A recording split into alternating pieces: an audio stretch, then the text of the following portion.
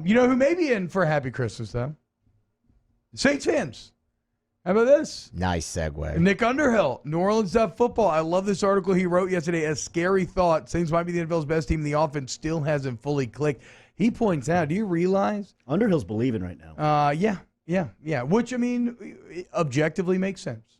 Why would you not? Because everything he says in that headline is true.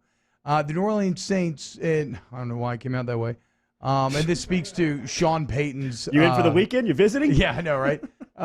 This speaks to Sean Payton maybe being coach of the year this year.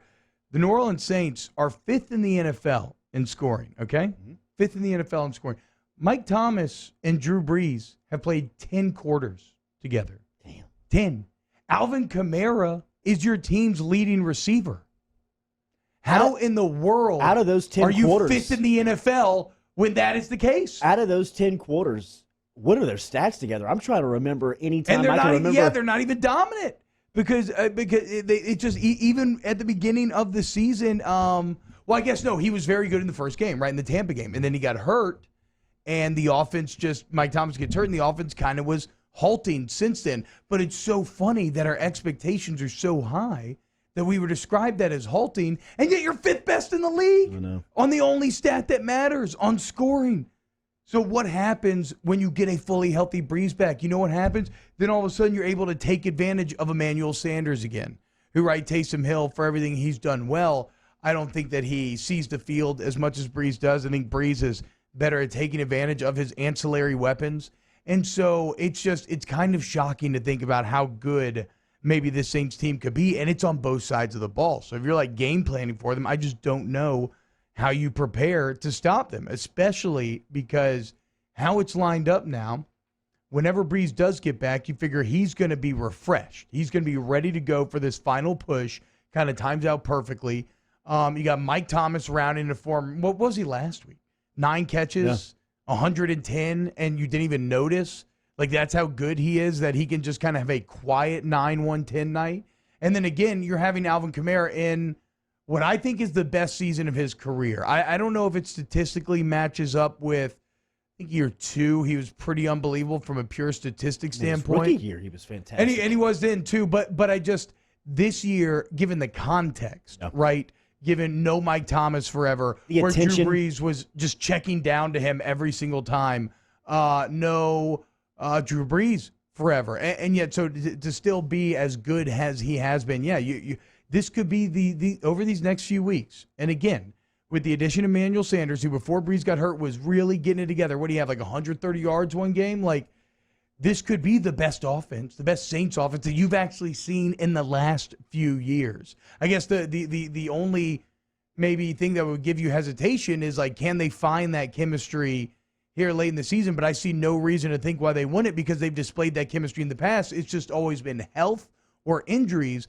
that has been holding one of the big guys back. Sean Payton talked about the success with the uncertainty at quarterback. You have to have gathered the right amount of information prior to that moment. In other words, training camp. Take Teddy. Teddy was last year. It was the training camp. It was the in-season work, and you kind of have an idea of maybe, all right, here's some of the things that he does well, and then what do we need to do well around him for him to be successful? Well, I said this in Seattle that first week. Drew was hurt. I said, look, it's not – Teddy doesn't have to come out here and light this thing on fire, all right? But the rest of us, every one of us, has got to be on point. It'll take care of itself. And then all of a sudden the confidence began, and you saw that play out with him. And I would say in a similar fashion, different style, what are the things that make Taysom comfortable when he's back there? In that first game, there's always a lot of pressure on the player his first start. So 3 weeks ago, home versus Atlanta, there is that moment where I'm starting an NFL game, and then it begins to calm, if you will. And what are the things that we can do to calm it down for him? See, that's where he's great. Yeah. That's what makes him the best. Well, it's just such a, I mean, everything you just heard, right, about customizing literally everything to your player's strengths. And trust me when I say Sean Payton leaves no detail unnoticed.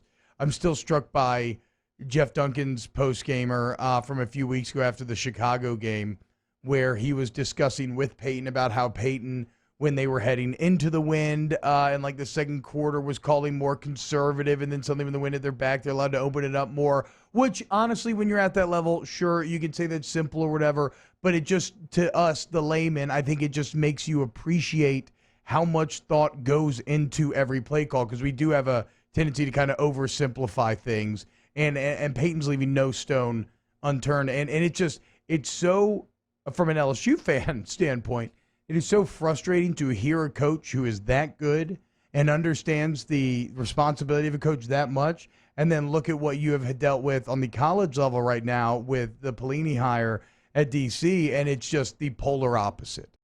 Hey, I hope you enjoyed that video. If you did, go ahead and like and subscribe below. You want more great Saints content? We got it all here on Off the Bench Overtime. Check out these other videos, share with your friends, and let's grow the Who Dat Nation together.